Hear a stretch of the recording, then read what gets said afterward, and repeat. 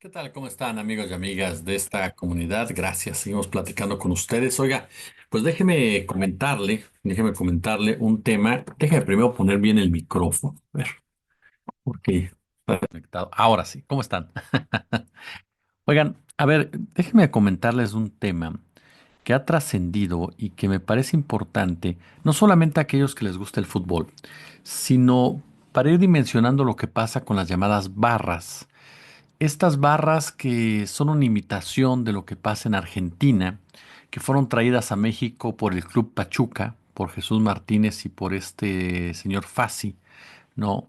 Que fueron los primeros que, según ellos, con el afán de generar pasión y de generar una forma diferente de apoyar en los estadios, pues nos endilgaron a estos personajes quienes fueron construyendo entes de poder, apoyados por periodistas como David Faitelson, por ejemplo, que en cada color que hacía para Televisión Azteca, bueno, destacaba hasta la saciedad, por supuesto, la manera en cómo movían la bandera y brincaban y cantaban, y todo eso con el pretexto de la pasión del fútbol, que es una ridiculez, perdón que lo diga de esta manera, porque esa pasión que se busca despertar, pues en muchas ocasiones trae consigo actos de violencia. Esa es la verdad. ¿Y por qué?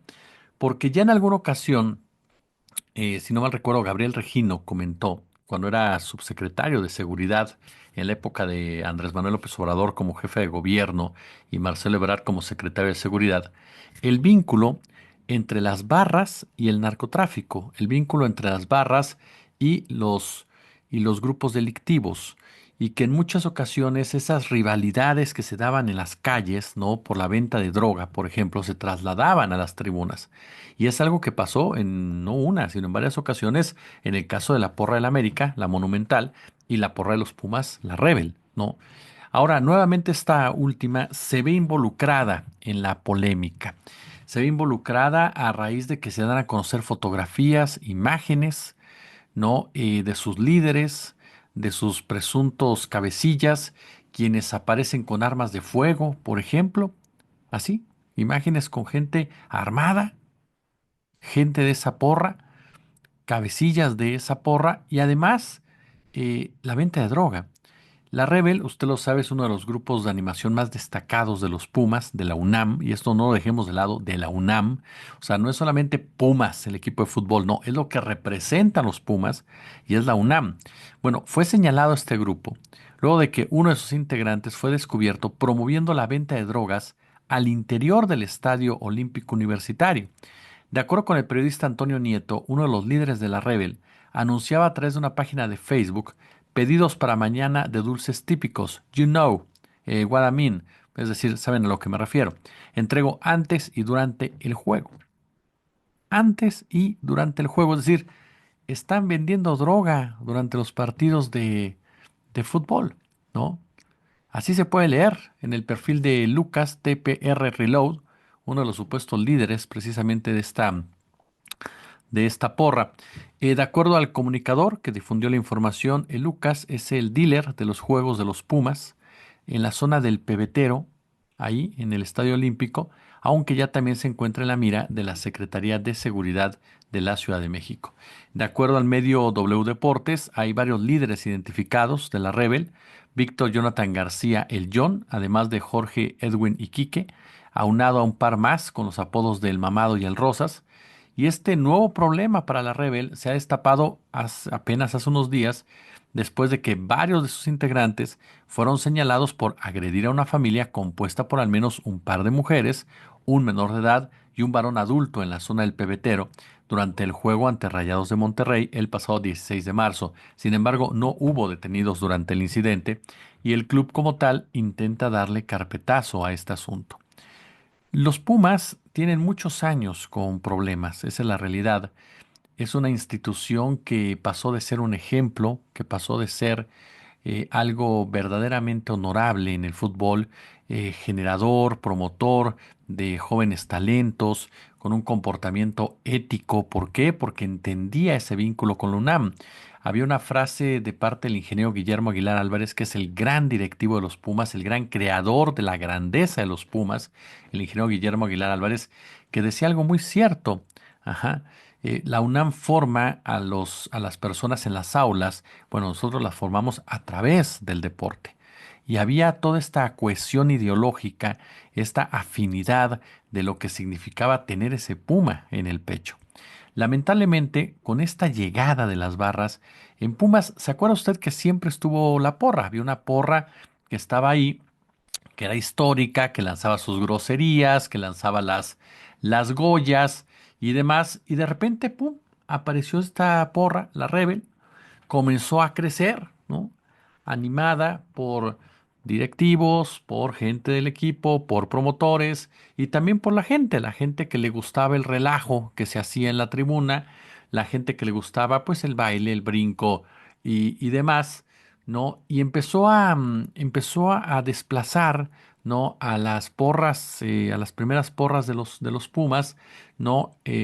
Pues se fueron envejeciendo, fueron haciéndolas a un lado, las propias directivas, incluso con el afán de controlarlos hasta cierto punto, se les otorgó un espacio importante en el Estadio Olímpico México 68 para que vendieran sus productos. Hay toda una zona en donde son los productos de la Rebel los que se venden. Aquí estamos ante un problema muy serio. Si este tipo de personajes, ajá, llevan a cabo acciones de este tamaño, de esta naturaleza, hablamos de un comportamiento criminal que se ve reflejado, ¿sí? Con agresiones físicas a aquellos que de una u otra manera piensan distinto de ti, que se ve reflejado en la venta de drogas, que se ve reflejado en que te gusten las armas. ¿Qué es lo que impide? Perdón, que se vuelva a llegar a actos de violencia que tienen que ser erradicados en el fútbol. Absolutamente nada, porque tus líderes tienen un comportamiento criminal. Esto de que se esté vendiendo droga en pleno partido de fútbol, perdón, pero es inadmisible por donde se le quiera ver. No es algo que pueda pasar desapercibido ni por la policía, pero tampoco por el club. El club tendría que dar a conocer la hora en la que este hombre llega, si entra o no entra con la porra y detenerlo en el momento mismo en que se presente en la taquilla. Y lo mismo los que tienen estas acusaciones de portar armas y de estar relacionados con otro tipo de actividades. ¿Usted recuerda esa golpiza que se vivió hace ya unos torneos entre Querétaro y Atlas? Y que mucha gente se preguntaba por qué, ¿no? O sea, ¿por qué las porras de dos equipos que no tendrían ningún tipo de, pues, de diferencia en el ámbito deportivo actuaron de una manera tan brutal, o sea, tan salvaje? Bueno, cuando empiezas a indagar te das cuenta los vínculos, ¿no? De gente de la porra del Atlas con el cártel de Jalisco Nueva Generación, la gente de Querétaro también relacionada con el cártel de Sinaloa que operaba en la ciudad, y entonces viene una disputa entre esos cárteles a través de sus pandilleros que trasladan a los estadios, lo que les decía al principio. ¿Qué pasa con las porras de Monterrey, con Libres y Locos?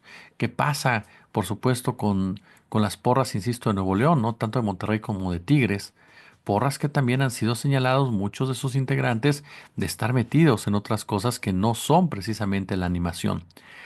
Hay que ser muy claros, las barras vinieron a pudrir el fútbol mexicano. Si ya de por sí el fútbol mexicano eh, tendría que investigarse por el tema del lavado de dinero, por cierto, y tendría que investigarse por la manera en cómo se arreglan partidos en diferentes categorías y por el manejo que hay incluso de las cartas de los jugadores frente a la Secretaría de Hacienda. De por sí el fútbol mexicano se fue pudriendo. ¿Por qué razón? Porque se les olvidó que lo más importante era el juego. Se les olvidó que lo más importante era la afición y que sí, es un negocio, pero presenta un buen producto al negocio. Pero cuando los dueños del balón son Ricardo Salinas Pliego, Emilio Azcárraga, uno que está acusado de no pagar impuestos y que no quiere pagar impuestos, el otro acusado de corromper empresarios. Cuando el dueño es Hank, son los Hank de Grupo Caliente que están acusados de perseguir periodistas, de matar periodistas, de vínculos con el narcotráfico. Cuando los dueños, por supuesto, de repente te topas a dueños que están acusados de desvío de recursos, como los Martínez allá en Pachuca. Cuando te topas también, por supuesto, a dueños que tienen mucho que explicar en materia de finanzas y en qué están financiando y qué, como los Vergara, pues te vas a topar triste y llanamente con una realidad, ¿no? Durante años, Cruz Azul, encabezado por un delincuente de cuello blanco, entonces te topas de que los dueños, pues son reflejo de esa oligarquía de este país, la cual, por supuesto, lo único que le importa es hacer dinero y que todos y cada uno de ellos, pues se comportan también de forma delictiva. Entonces, ¿qué podemos esperar? ¿Qué podemos esperar de los que vienen, de los que vienen más abajo, de los que son parte de sus ramificaciones? Pues cosas todavía más barbáricas, todavía peores. Veremos hasta dónde llega este caso que denuncia Antonio Nieto y que nos muestra precisamente la vulnerabilidad de algo que tendría que ser parte esencial del deporte. Y veremos lo que pasó en Argentina. Para allá vamos, si no paran todo esto, aunque haya periodistas tan irresponsables como el señor David Faitelson y otros que destacan la pasión del fútbol. Pulgares arriba, como siempre un gusto, como siempre un verdadero, pero verdadero placer. Gracias.